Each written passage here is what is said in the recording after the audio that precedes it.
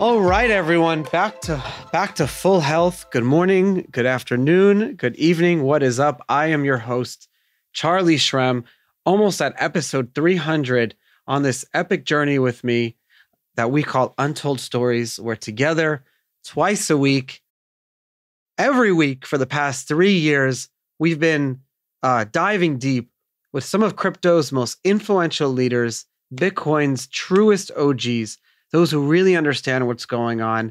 And not only that, as Bitcoin and crypto has become like a tool for free speech, that really the only tool that we have that we can really like control ourselves. It's not just about like freedom of information and freedom of money, but it really is free speech and everything that comes along with it. We're getting to like meet those really bright thinkers, those who are part of the Austrian School, those who really like understand the cultural fabric that got us to where we are today. We've been doing that to truly understand how this movement came to be, where we are right now, where we're going in the future. And I'm really excited to have on the show today someone I call a dear friend. We've known each other since, I don't know, Jeff, what, like 2013, I think, yeah. 2013, Jeffery Tucker.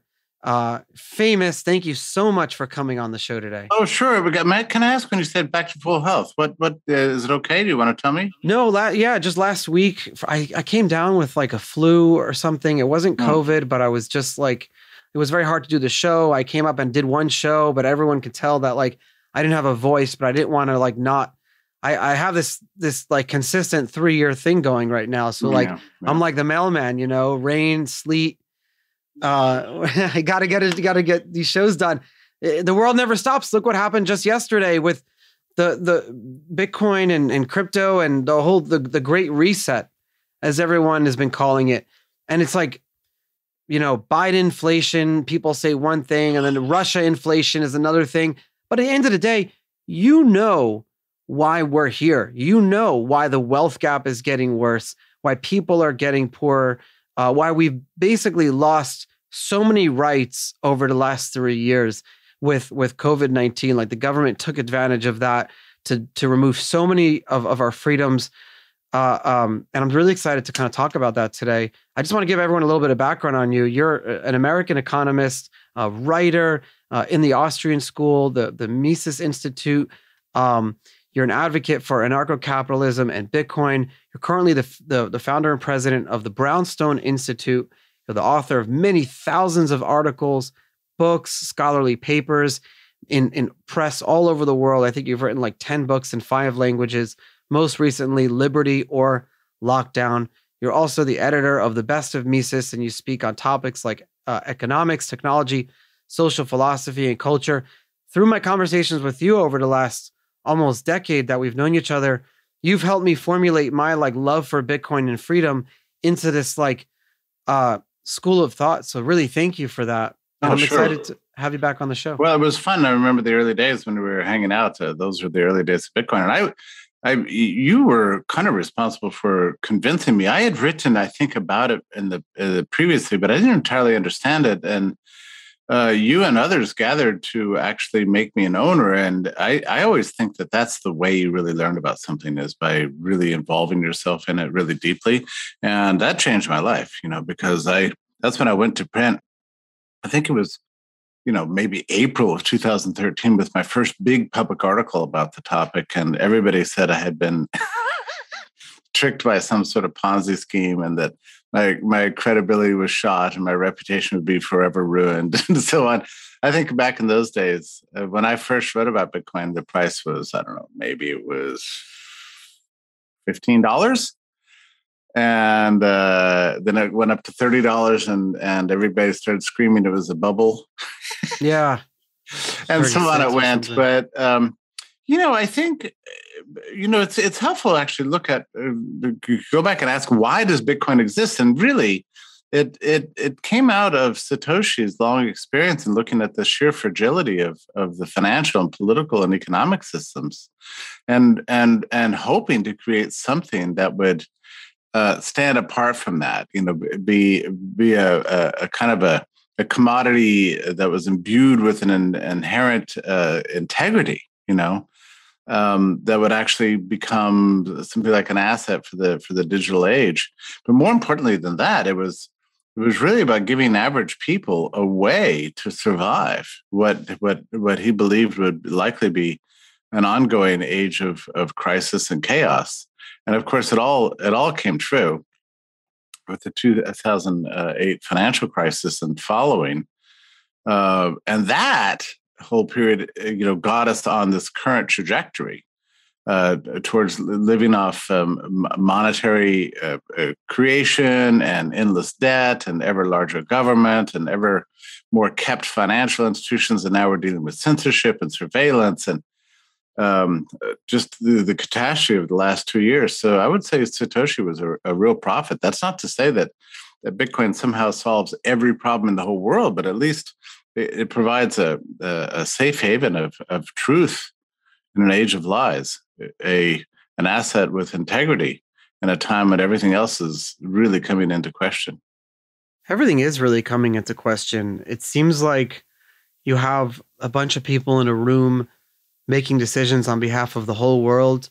It seems like the whole world now is we live and die by these like Federal Reserve minutes and when they're going to speak and what they're going to say and stock market knee-jerk reactions and how that trickles down. And, my friend asked me yesterday, Charlie, are we going to see a recession? I say, well, like, I think technically we may already be in one. And when they're talking about that, it's the stock market. Yeah, that is totally for sure. I mean, we have been in recession really for the better part of 2 years. And it was papered over very quickly. I mean, you think about those lockdowns that really began, I think they began,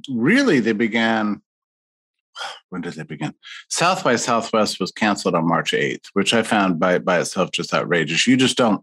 Yeah, St. Patty's Day, which is March 6th, I think. Yeah. You just don't go in and say, okay, March 17th, 250,000 people who are going to gather together for this festival. You don't have any rights to do that. Eat your plane tickets, eat your hotel reservations, all your preparations. Forget it. We're going to control a virus here. Fat chance. And then 4 days later, we got the travel restrictions from Europe, which was a shock because, in my lifetime, there's never been a time when you couldn't, go to Europe and back, and suddenly you have by presidential edict, this proclamation that you can't do that because that just spreads the virus, even though the virus is already here. So it's as early as the fall of 2019, as far as we know. And then the next day, the HHS, this is March 13th, HHS released their lockdown blueprint, which was all about domestic capacity restrictions, travel restrictions, stay-at-home orders, school closures, business closures, everything. It was all in that document. But Trump hadn't signed it yet. It took the weekend for Birx and Fauci and these other people and the great son-in-law Kushner to convince him. Yeah, the great son-in-law. So then March 16th press conference happened where we got introduced to this new theory of life, which is that we should all stay separate from each other. and it just got worse. And the lockdowns were horrible, but I mean, just on their face, they were horrible. But it was also the sort of the fiscal and monetary response to lockdowns that's creating all the present chaos. So on March 27th, we had the CARES Act, $1.7 trillion. There's no way lockdowns would have continued if that hadn't been passed. Suddenly, all the state governments and city governments and everybody was flushed with money. And they're like, hey, these lockdowns are kind of cool. Well, Yeah, you're right. I never really thought of it like that. The lockdowns were just like the stimulus was a way to keep us locked down. Yeah, no, it was like paying the people who are locking you down to keep you locked down. I mean, otherwise, it would have just vanished in no time. You can't live like this. But if the money is pouring in, trillions of dollars pouring out of Washington to businesses, individuals, and states and localities and so on, everybody's like, well, we can just stay locked down. And then, of course, the very large tech companies started making money by selling products to deliver to your door, and then Zoom, and so a lot of people benefited from this, and so they just kept it going over the course of 2 years. The Federal Reserve, as measured by M2, created about $6 trillion in new money, which is exactly the same amount that Congress allocated for spending for COVID relief. So it was a dollar for dollar money creation. And you think about it from the average point of view of the average person. you got flush with cash during 2020 and then 2021, and then you wake up this year and you realize, they gave it to us and then they took it away, and then everything went up in price, so they really didn't get anything at all. No, that's right. And now, Charlie, we're dealing with this weird squeeze that I was just looking at the numbers this morning. You've got already high taxes. You've got a very high inflation, which, according to real-time numbers, is running about 11 or 12% in aggregate. And then you've got falling financials. In addition to everything else, political divisions and all sorts of things. But the problem is, where do you hide from this? It's like the walls are closing down on everybody. And 6 months ago, people were saying, "Oh, this is temporary." But now it's starting to dawn on people: this is real, and this is lasting, and it's not going anywhere, and no one knows how to fix it. I was trying to figure out, when was the last time we had really high inflation with falling financials to the point that people literally, there was no way not to lose money, right? I mean, that's what we're dealing with here. And as best I can tell, there was a brief period in the fall of 1974 where this was true, where we had double-digit inflation briefly, combined with falling financials, at least according to the Dow that I looked at. I didn't look at the other indices. It was down. I was just looking up the Bitcoin price during the first stimulus check. It was $6,000, $6,600. So you're looking at Bitcoin even at $30,000 today. And if you're looking at Bitcoin as like a direct way of like how people feel about future dollar purchasing power, is kind of where I look at Bitcoin is today. It's like, where do you see not purchasing power, like how strong the dollar is in a short-term basis, like the future purchasing. But for me, and I want to get it, so like, exactly, you're right. Like, they use the money to lock us down. But then if you had invested your stimulus checks into Bitcoin, you'd have preserved your purchasing power. Not only your value would have gotten up, but you would have been protected against the inflation, which you could argue, if you look at the cost of something in April of 2020 versus the same cost now, you're probably almost at parity versus the Bitcoin price of 6,600 versus where it is now at 30,000. I mean, look at the cost of airline tickets or anything really. It's just insane. I mean, costs are definitely relaxing now, but it's like... everybody's rethinking travel plans. I mean, it's actually so cruel. Finally, everything opens up. We've got countries that have gotten rid of back passports and everything else, so you can travel and everything else. But now the prices have gone through the roof, and so people are starting to rethink their summer travel plans. I mean, so you're being squeezed in every direction, and this creates a kind of a sense of genuine panic on the part of many average people, and especially older people living on pensions and stuff like that. I mean, this is a disaster. So this is exactly what Bitcoin was invented for. I'm thinking the downward pressure on prices that we've seen over the last couple of weeks is probably a result, and I hadn't looked into it too deeply, but what you had happen over the last, say, year or two is a gradual move of big institutions into the crypto space because they saw as a way to diversify.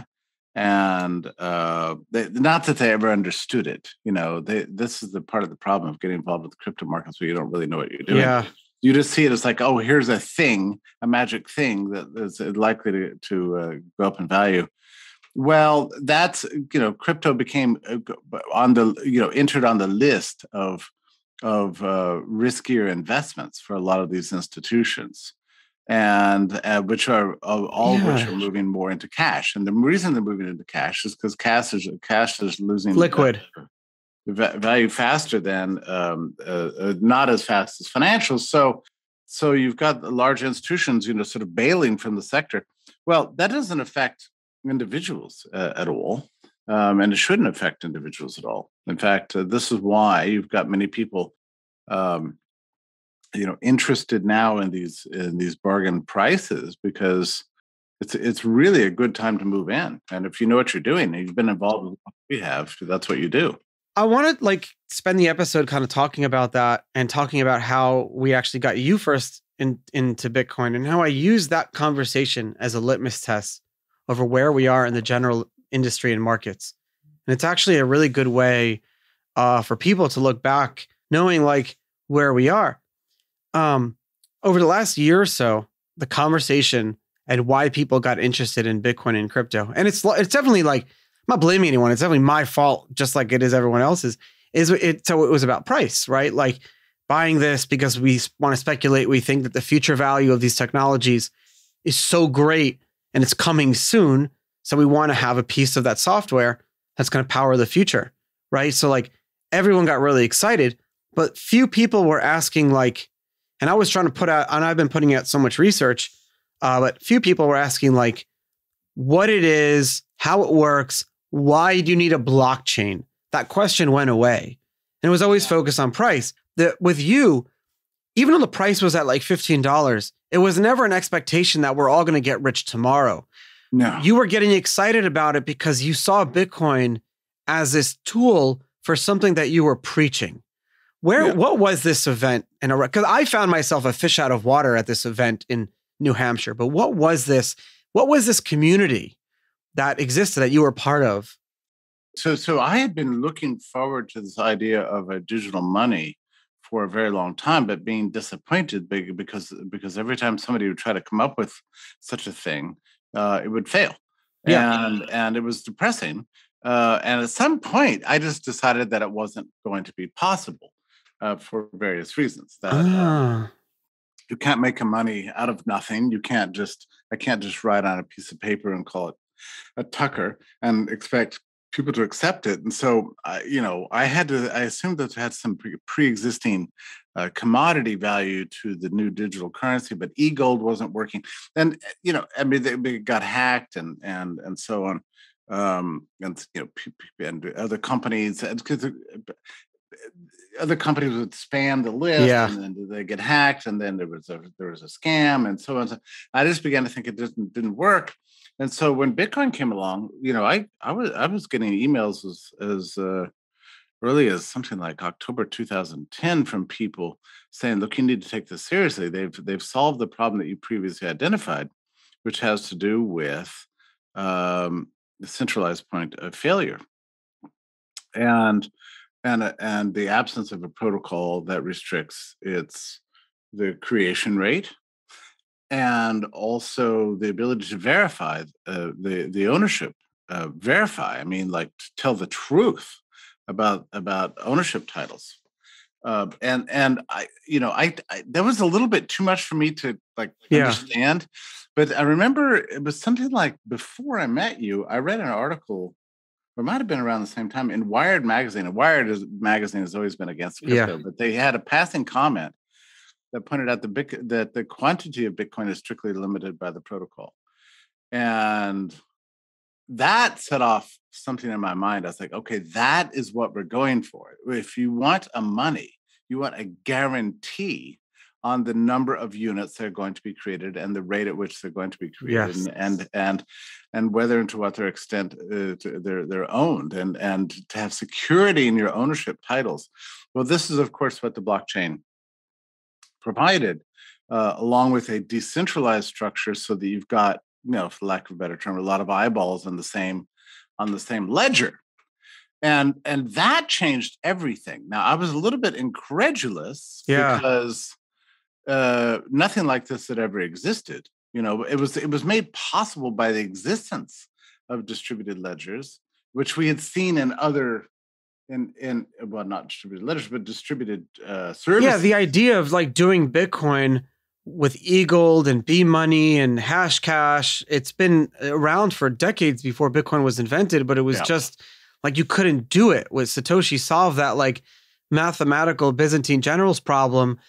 You guys, your community, this was like the Free State Project and the Mises Institute and the Austrian School of Economics and this whole the Ron Paul groups, these were, you guys knew that this was something there needed to be a better system, but it wasn't just about money for you. It was like, this is freedom of speech. This is freedom of religion. This is like creating another system that transcends everything else. That's right. It's a meta layer of economics that's independent of the state, which to say that it's independent of politics and the machinations of the regulatory state and the ideological fanatics that are trying to run our life. Here's something that really made borders go away and made restrictions go away. And so long as you're the owner and controller of those assets, there's nobody who can censor you. So that was an extraordinary Exactly. thing, you know. That was what? That was an extraordinary moment when I realized this, because you want all these properties in a money. And here's the thing about Bitcoin, because traditionally money has certain properties about it, right? It's fungibility, and there's uniformity of quality. There's a high value per unit of weight. There's a durability so that it doesn't, go away, and so on. It's, a highly valued commodity. But Bitcoin came along as a technology and added several other features to it that actually makes it better than even the gold standard, because it made geography disappear. So you can have geographically non-contiguous transfers. So that's why I really fell in love with it, and I realized that you did too that day, was that what we're talking about is it removed like not just physical demarcations like between countries, but it, for the first time, and I grew up in like such a very religious community, but demarcations between people, like what made us different, the mobility from the mobility that we could have as an individual, whether you're black or white or anything, anything that makes you different, whatever your religion or anything, where you're from, what you were born into, money or not money, all these like movability within classes. Because again, I was someone who wanted to move about a different class. I was someone who wanted to be able to have financial independence, but leave my community. These demarcations were being broken down. It stopped being enforced by law. It was now enforced by code. And the people that use the system, Bitcoiners and crypto people, we all agree in the code. We all agree in the math. And we all agree that these demarcations are now going to be enforced by code. And we're not going to have governments or society enforce this. And it's so saddening that now I turn on the radio and all we're doing is talking about more laws that governments want to control us. And it sucks because we're going backwards. Oh, for sure. I mean, like who's vaccinated, who's not, or and those grim days of the first part of the lockdowns, you couldn't even travel from Connecticut to Massachusetts without a mandatory 2-week quarantine. God. My friend driving also, from I'm so glad you're talking about basic principles of democracy and equality and social mobility.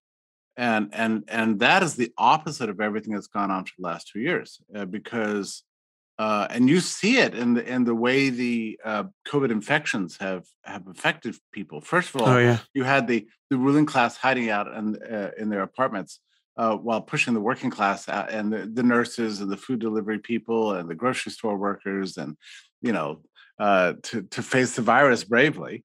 And then now that you say it like that, I feel every DoorDash guy was a first responder. You're right. Oh, absolutely. And then over time, it just gradually unfolded more and more as some people came back to the office, got COVID. And then finally, it took a long time, a year and a half, but finally in November, December of 2021, we started seeing like average reporters of the New York Times, starting to get COVID, and suddenly, the Washington Post was running articles like "There's no shame in getting COVID," and then the very last, and then at the White House Correspondents' Dinner, you finally had another wave of infection. And by the way, with infection recovery comes robust immunity. We know this, but. And then finally, at the very last end, you've got, I've seen over the last couple of days, some of the preachy lockdown epidemiologists have finally gotten COVID. So it took them 2 years. But you're right. This whole thing has been very much about class and an economic means and social stratification and the creation of a new caste system.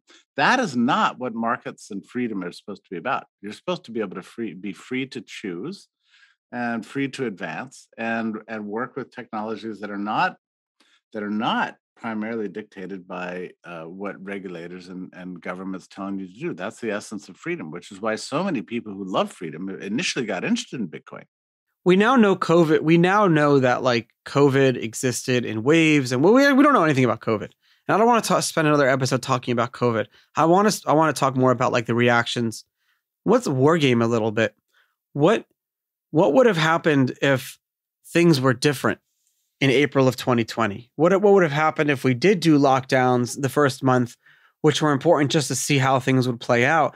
But what if there was no stimulus? What if the economy was allowed to like kind of rebound on its own or go into a recession? Like what would have been government intervention in your eyes, or if any?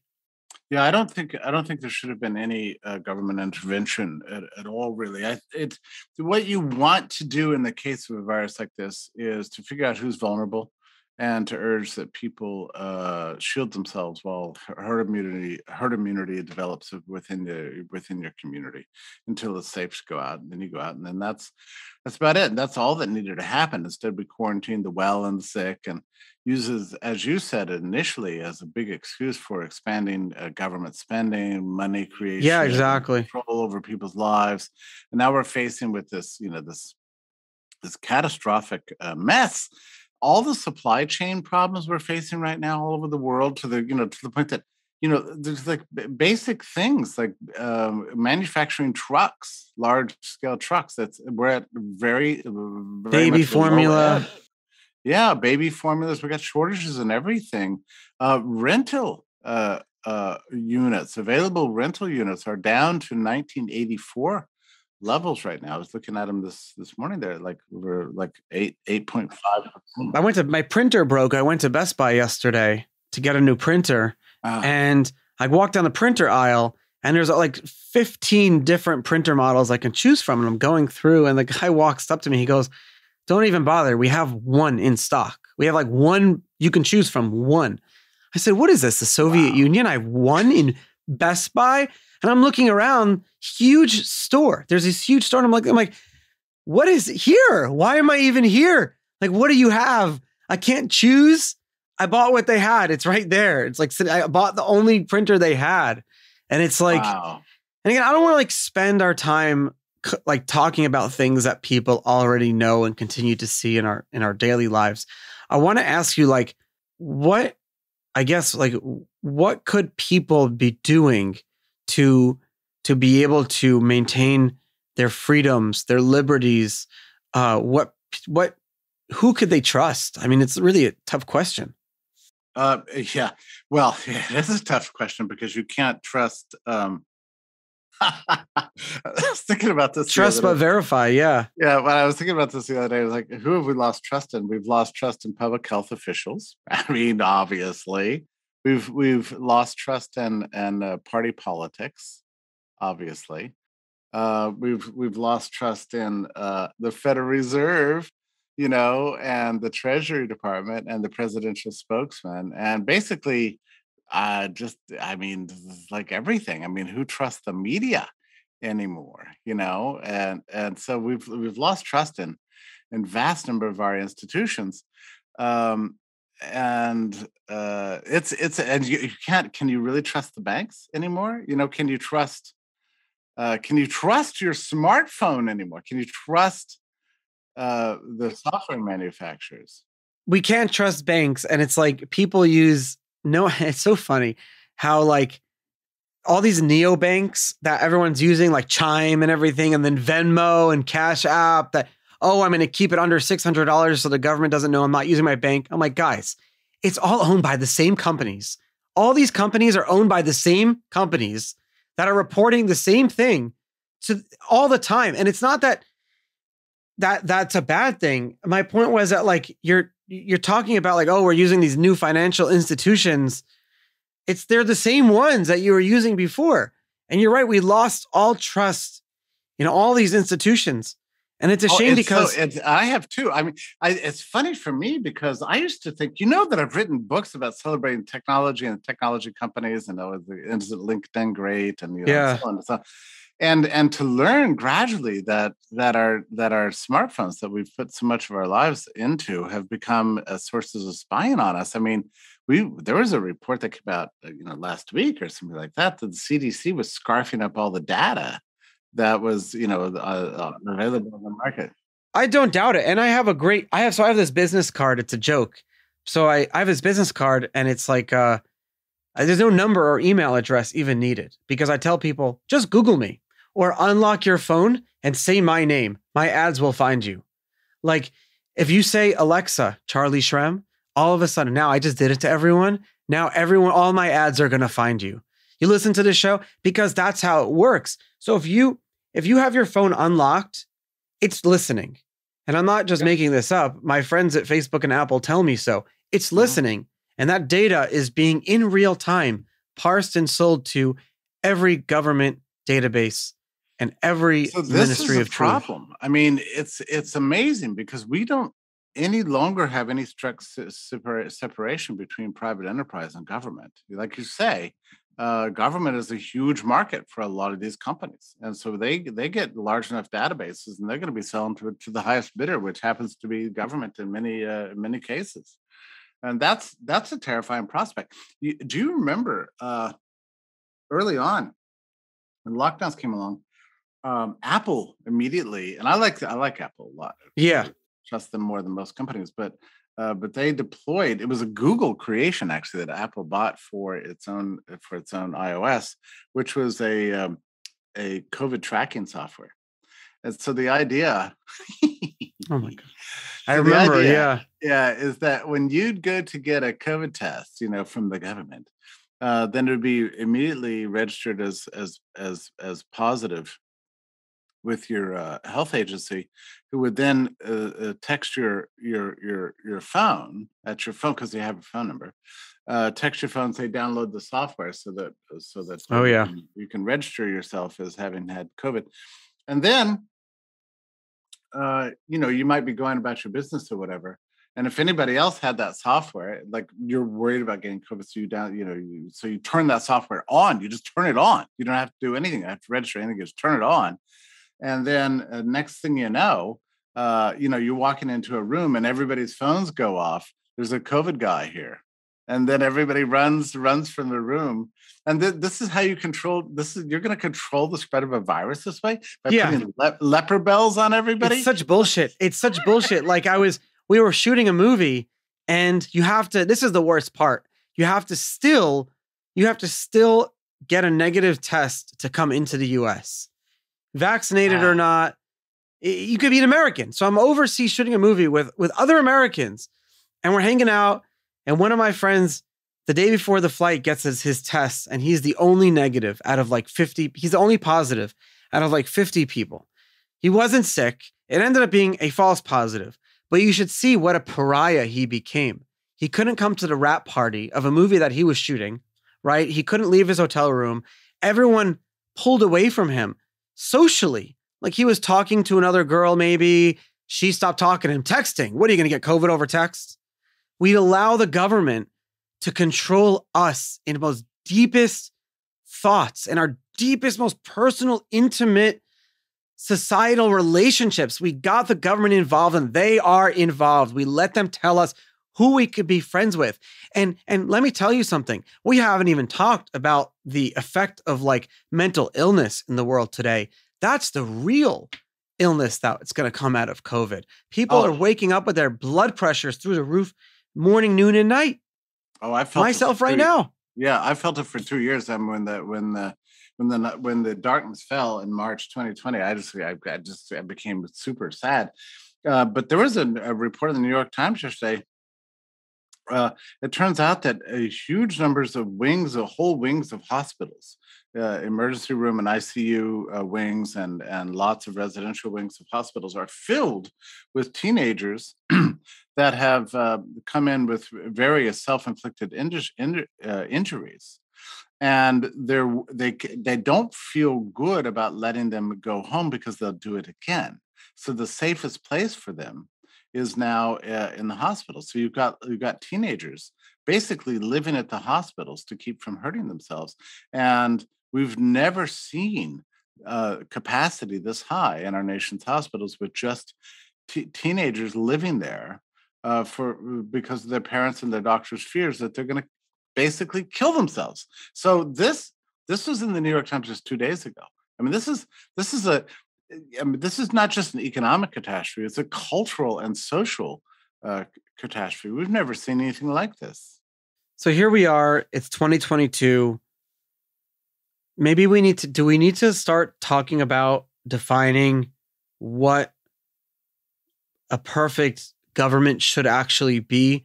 What type of, like, this is a very fair question. I ask people this all the time. Like, what would you think needed to be included in some bare bones government? And I've been talking to like Aaron Koenig and you had like the free cities movement or private cities. Have you heard of this movement? Yeah, yeah. Free private cities. Yeah. I agree. I mean, Charlie, there's part of me that's just temperamentally and intellectually an anarchist, for whatever that means.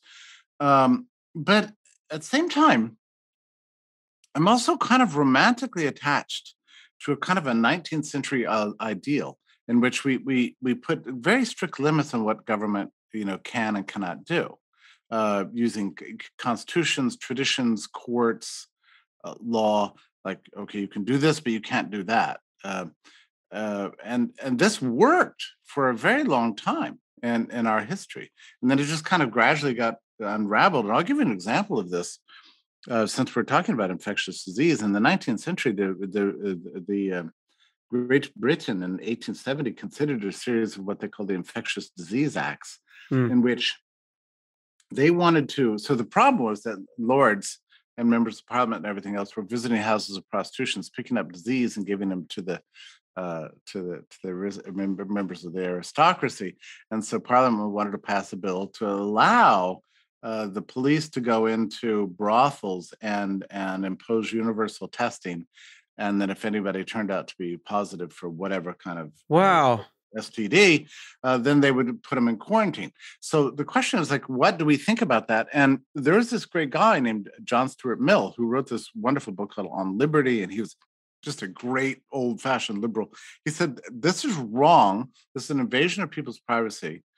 First of all, to have universal testing by profession, Sure. that's contrary to free society. And he said it's also wrong to quarantine people if they turn out positive, because it is not a crime to be sick. So the liability is on the person visiting the brothel, to take that risk upon himself. And that literally no crime is being committed here. Well, because of his arguments, these infectious disease acts actually went down to defeat. And I think that that's the right way to think about it, because it's too dangerous otherwise. It's too dangerous for liberty to give government these kinds of powers. They shouldn't be allowed to do it. And we have lived through 2 years, and we see what happens when we give an inch, they take 10 miles every single time. Will we go back to this like world where we were starting to become globalized? Like, do you remember, like, we stopped asking where people were from, and like citizenship stopped mattering as much. Like, who cares what passport you had? And it was like, just felt like there was a good 10 years. Isn't it incredible? The COVID response unleashed nationalism. I knew. Oh, yes. I hate it. Yeah, I know exactly what you're saying. That it was only like maybe 3-5 years ago where there was a conviction that we lived in a sort of a global community, and that trade was robust, and that you could fly anywhere and do anything. But with all the travel restrictions, the lockdowns, suddenly you had this nationalism come along, and we had to decouple from China. Okay, and then and then you started having all the policies arranged by states and nations, even vaccines. Yeah. There's a lot, every country has its own, brand of vaccine, so it's been a big thing for the reassertion of the nation state over human liberty, that world that you and I had come to love so much, where the individual really mattered and we had choice. And we could think of ourselves as citizens of the world, those are the good days. But wow, it's going to be, if we're going to get that back, it's going to take a lot of effort. And I'm not even sure. I mean, I feel like almost we've been set back so many years, decades, maybe centuries in progress here. It's going to take I don't know, like an intellectual cultural revolution to get back what we've lost. I hope it happens fast. I'm afraid it's not going to. Did you ever even imagine that we would stay in this state of disease frenzy for 2 years? I figured it would last a couple of weeks and go away. I thought it was going to last 30 days and go away. I honestly thought it would. I thought the government's responses would be like pandemic, but then endemic, like very quickly. To me, and this is where priorities lie. And this is when it comes to like big government, people don't realize it's not that there's this big bad wolf. Is that your priorities as an individual is very different than the priorities of the state. So it's like, to me, COVID day one, my first thought is, okay, how do you solve it? We all thought that, right? Like, how do we solve this problem? We're in lockdown day one. COVID's going to sweep the world. Right now, it's only in China and a few other places. What do we do? So I'm thinking in my head, wow, if I had like an unlimited budget, what I would do is just make like tests just unlimitedly, widely, and freely available, like private tests, like the what we have now. You can go to CVS, Uber Eats for $20, get 2 tests anywhere right now. If I was sick, I can go get one and I know whether to leave my house or not. To me, that seemed like the perfect answer. I wasn't thinking vaccines. I was just like, now I'm not Dr. Fauci or anything like that, but I just want to know, like, were other people thinking, hey, that would be like the immediate 30-day solution? And they very quickly had the ability to do testing, but it seemed like testing needed to be done like by states, have a state registry, and then like everyone knows you're sick, and then there's an app, and then you're a pariah. It didn't need to be that. But Charlie, you got to thank you for mentioning this. This is what I call the epistemological problem. We wanted to know. As soon as we found out there was a virus, we wanted to know if we had it. I mean, that's a good question. But what happened was the CDC immediately announced that there will be no tests coming from any private labs in the United States. None. Abolished it. They said, we'll take care of all testing. So their first round of testing came in I think quasi like third or fourth week of March, and they began to distribute it because they were screwed up. They were messed up tests. They weren't accurate, and they were bad tests. Yeah, and they didn't know what to do, so they withdrew them from the markets. Over the course of April was when several private labs got in the business of fixing the tests and making them actually work more or less. But they had to defy the central government in order to do this. I forget the woman's name at a health clinic in Seattle, but she was the first one to discover what was wrong with the test and how to fix it. So it still took another month or two before we had wide distribution of tests. And even then, as you said, it wasn't at the CVS or the Walgreens. That would take another year or year and a half. It was only through these official government agencies, which makes you really suspicious, This is the answer. We are living in a world where the only time the government will let something be private is if individual senators, congressmen, congresswomen have a stake in it. That's why it took so long. The governments needed the time. They needed the time to call up their money managers and take stakes in Abbott Labs and Pfizer and all these companies. That's what it is. It comes down to us as individuals. What we want is, and our priorities are different than that of the government. And it comes down to that. And I hate to say it because I remember my friend in China was trying to send me like boxes of tests like that without first lockdown. It was during the Florida lockdown, and Florida only had 30 days of lockdown. So it was April 2020. And my friend sent me like all these tests, and the customs in Miami wouldn't let them through. I had tests. I wanted to just start testing people. I wanted to create like a private world around me of people that I knew were tested because we wouldn't get sick. The government wouldn't let them in. They wouldn't let the tests in. There were no private tests. It was impossible. You couldn't even get, remember, you couldn't get a test unless you were showing symptoms for a fucking year. How stupid is that? Yeah. How dumb is that? Yeah. And then it was a long wait. But even after the private tests came along, they had to be approved by the government. Then they were never really advertised because they wanted to track the disease. They wanted you in the official clinics. And it just became utterly preposterous. And that, it was the absence of testing. My memory is that it was the absence of testing, readily accessible tests. Yeah. That it was totally inexcusable. That's what stirred public panic because people didn't know. They didn't know. They heard there was a terrifying disease out there. They didn't know if they had it. So that's a basic question you have to ask. So that was a massive failing. I mean, was it deliberate? I mean, some people say so. I don't really know. I just assume the government just screws everything up. But they certainly screwed up the testing in the early days. And I'm not sure there was any coming back after that, because then people already whipped themselves up into a frenzy.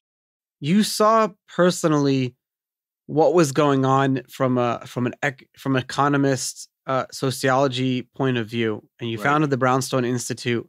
Right. What is going on there?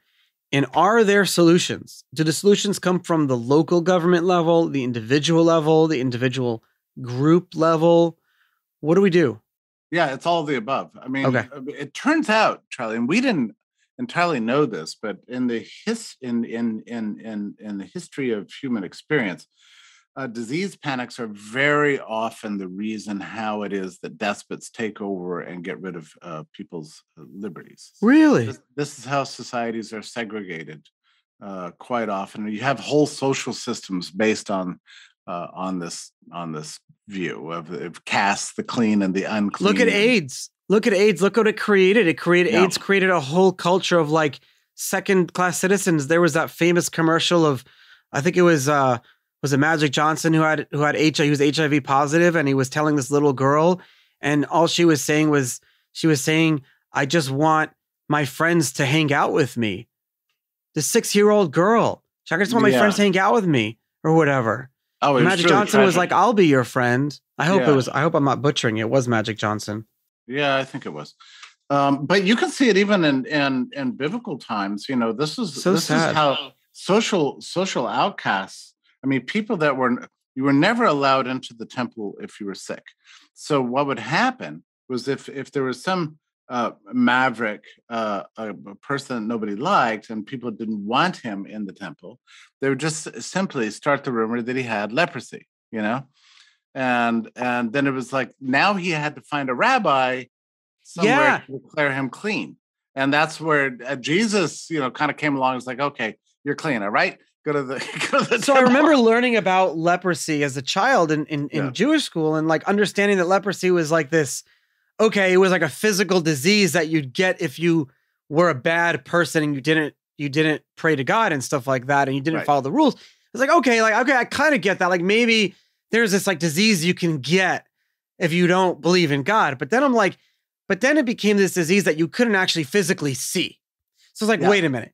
So there's this like authority that's going to tell me I'm sick now. That's right. And also the sickness lasts and lasts and lasts. And and so there's this funny scene, in the New Testament where there's a dinner party and this guy shows up. And he introduces himself as Simon. And he says, "You probably know me better as Simon the leper." Like, I don't ever remember having this, but everybody. I think I'm going to change my name to Charlie the leper. Calls me Simon the leper. Yeah, you're Charlie the leper. So he finally gets himself to be declared clean, and that's about it. But this goes way back. We use infectious disease as a way of excluding people that we don't like. And, in the Middle Ages, it's very common, actually, even in the late 19th century America, to associate minority populations with disease spread, Yeah. And leprosy ended up being they figured out it was just like this bacterial infection that people got based on certain environments, and it's totally curable. Yeah, that's right. And there are such things as historians of like what you call like immunological anthropologists or something who have found out that there was no such thing as leprosy in that region of the world at that time. So you're exactly right. This stuff goes way back. And you're right about AIDS, but we saw it in 2005 during the Bush administration. I don't know if you remember this, but there was a big fear of the avian bird flu.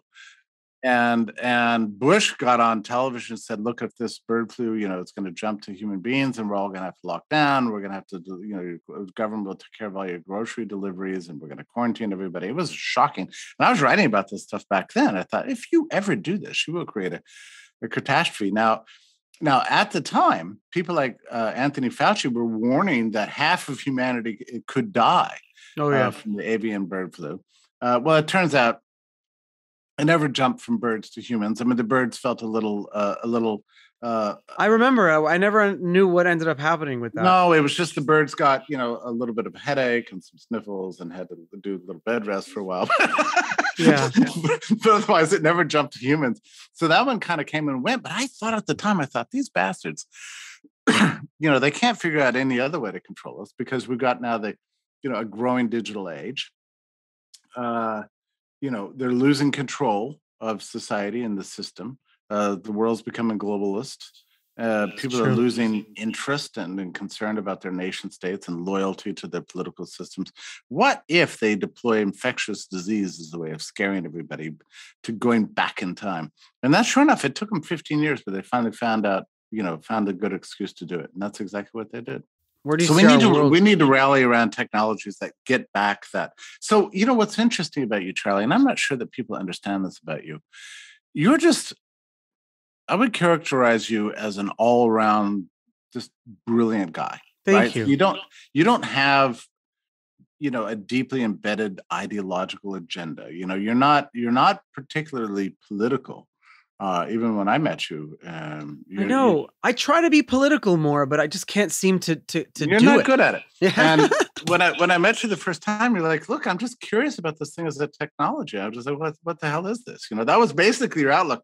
And I was telling you, "Don't you see? This is going to be the key to giving us our freedoms back." You're like, "Well, I'm not against that." That's why. I just kind of grew up in a very happy world, but I was unhappy. And technology, and I didn't know I was unhappy. I just thought this is the world that you have to live because you grew up, and I'm probably, this resonates with so many people around the world, whatever age they are. Maybe they're still unhappy, maybe whatever. And I personally saw technology, and technology for me was a way to get to happiness, was a way.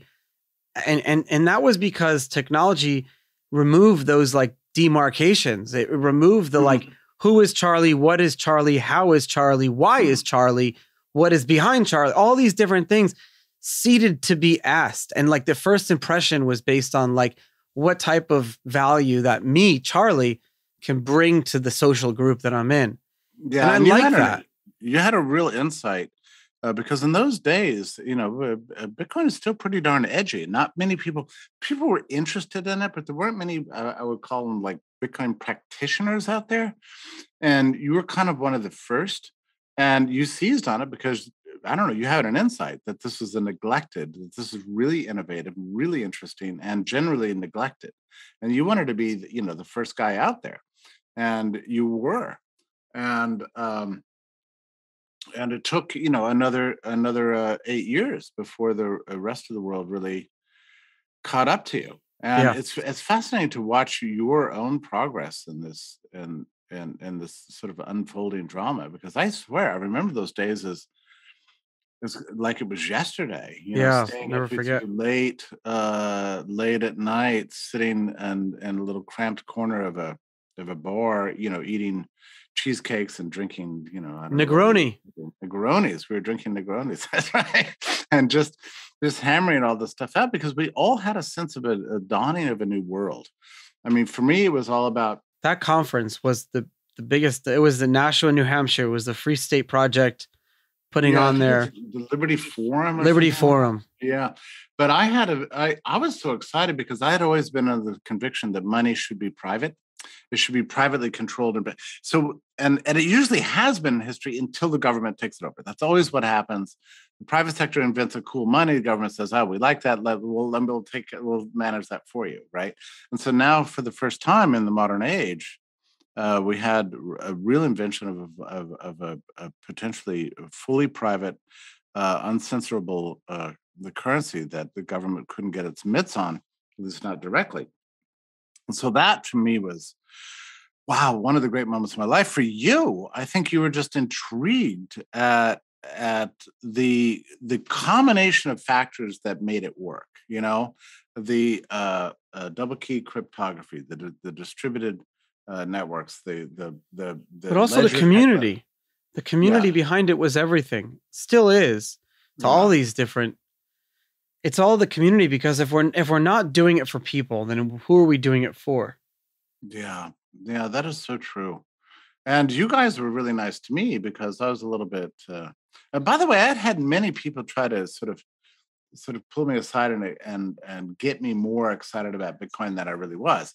And so you guys finally succeeded. I think it began at lunch.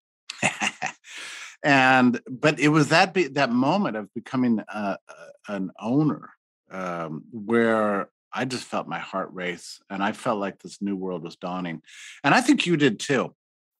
I think Yeah. what we did not understand, I think I can speak for you in this sense, is that it would be much harder to get from here to there than we knew. You know, we didn't know there would be so many interruptions on the Yeah. way, and have been so many, You most of them know, all external. and I think about this a lot. And to some extent, I think to some extent there was like this wanting for Bitcoin, as much as we wanted it to grow and to the rest of the world to know about it, especially the early people, there was this wanting for it to not extend beyond our own social community. Or we wanted to like almost be able to like bring in the people like yourself that would really get it and understand it and not make it about like price and speculation and getting rich. And, Right. and and that was lost, but that's why that early community was filled with people like us who really understood like the why and like the problems that led up to why Bitcoin was invented and why the whole crypto community exists today. Honestly, I got to tell you that when I first started writing about this subject, you know, I was maybe mildly interested in whether and to what extent it would go up in price, but that wasn't the driving factor at all. So I was shocked when things would happen, like I don't know, would bump up to $120 and then fall again to $60. That people were writing me and accusing me of engaged in a pump Sure. and dump, and I would be like, I'm not that influential. I'm not that smart. And that's not my primary concern, It was just so funny that people thought I had a financial interest. By the way, this has been going on in my life for the better part of 10 years. That people have assumed that everything I write and everything I do is secretly about making billions in Bitcoin.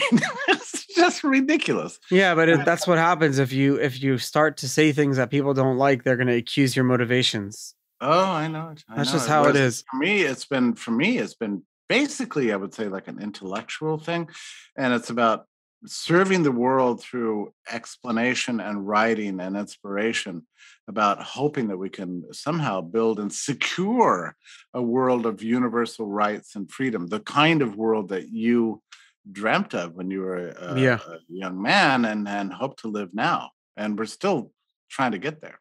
And that's, by the way, why I started the Brownstone Institute, because I wanted something that that was very much focused on this integration of sure. aspiration of human freedom, together with dealing very precisely and technologically and even scientifically with all the excuses why we can't get there. And one of them is infectious disease, but there's so many others. And so for me, Brownstone has been a chance to bring a lot of scientists, a lot of interdisciplinary thinkers together to address this major problem of how do we build and secure a world of universal rights and freedoms for everybody, despite the attempt by so many interest groups out there to take it away from us. And I don't know if I think Brownstone has done a lot of good, and we have like 50 million readers, which I'm really grateful of. But I don't know if that's the answer. But if it's not the answer, I don't know what is. In other words, I think the worst thing we can do right now is give up and just go, oh, who cares?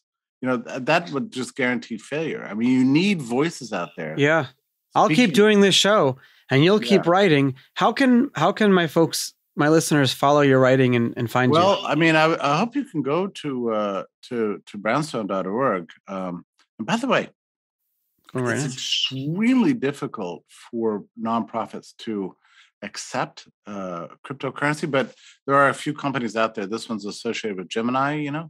So we do accept crypto donations, and they're fully tax deductible, which is amazing. It took like 2 months of applications and 90 pages of paperwork, but we finally got there. And I would love it if people would subscribe to the emails. I mean, I'm not a fan of email, but these days, to be able to have your own and control your own email list is the only sure way that you can get to people when everything else is being censored. I would love to see like a periodical from the Brownstone Institute, like maybe a quarterly printed magazine or something of like the best writings or something like peer reviewed. It's a great idea, and we're probably going to get there. It's interesting because I only released this thing in October 1st, and like I said, we have 50 million page views in the meantime. But I immediately had to. I mean, my first obligations were to save several souls out of academia who were being purged. Okay, so that was like a moral obligation as far as I was concerned. I mean, that's what I had to use the place as a sanctuary for several individuals who were being purged from academia. So that was my first job. And then I put out a great book by Gigi Foster and others on the history of this disease panic. It's still the best book out there. And now I'm holding a series of private meetings, hoping to cobble together a template for future investigations over what happened so we can get the truth out at least. And so I'm taking it one step at a time, and then next will be printed publications. Then I'm going to get a nice headquarters and so on. So I'm hoping to build this. That's the thing, Charlie. We've needed them always. We need sanctuaries in times of crisis. And you think about something like the Geneva Institute for Graduate Studies in Switzerland in the interwar years. I mean, they saved so many Jewish intellectuals from Vienna who imagined that they would stay in Vienna, had been there for generations and thought they would stay there forever. And next thing you know, they had to leave. Okay, they didn't want that, but you have to have a place to go. Whenever governments feel threatened and despots and dictators take over, the first thing they do is go for the intellectuals. Why isn't that true? And intellectuals have to have a place to hide. Exactly. But what did Bitcoin and distributed ledger technology gave you is it gave you that digital sanctuary to not only fund your work, but also have a place that could be maintained if it got worse and censorship went to people don't realize with the flick of a switch, the government can basically say to Amazon Web Services, which basically hosts like the whole world. Yep. Like you can't have this type of data that's stored there. Boom. Like censorship is a flip of a switch away. It's and by the time you realize it's happening, it's already too late. Yeah. That's why, by the way, we don't use Amazon Web Services. I'm on an independent hosting company that I'm not even going to tell you the name of it. And the other thing is that we don't even use. I'm scared of these companies. We don't even use Google Analytics because what Google Analytics does is you're sharing your data with Google in exchange for they give you a pretty interface, but then they have the data and then they can sell the data, which means that the users of your website are basically having their brain power pillaged by a company that's actually oppressing you. So I'm not going to do that. So I don't use any of those things. I use third-party open source software where there's no big tech tracking anybody's use. This is a matter for me of principle. I'm also staying off of things like where I'm decentralizing our content. So I use Rumble and Odyssey and everything else. And we have 15 different social media venues to stay out there. I'm doing everything possible to decentralize the distribution of our content to prepare in case, which could happen tonight or this afternoon, that for a big attack on Brownstone, suddenly we're unplugged. We cannot live like this. This is not the world we want to live in. You don't want to have a body bag thrown over yourself or your institution and suddenly found that you've been made not to exist. We need to prepare for that. All of us. If you're building a business, you've got to build it this way. You got to prepare. Yeah, you do have to prepare. Well, Jeff, thank you so much for taking the time and coming on Untold Stories today. I really appreciate it. Hey, Charlie, it's great to get caught up. We should do it more often. It's all the best to you.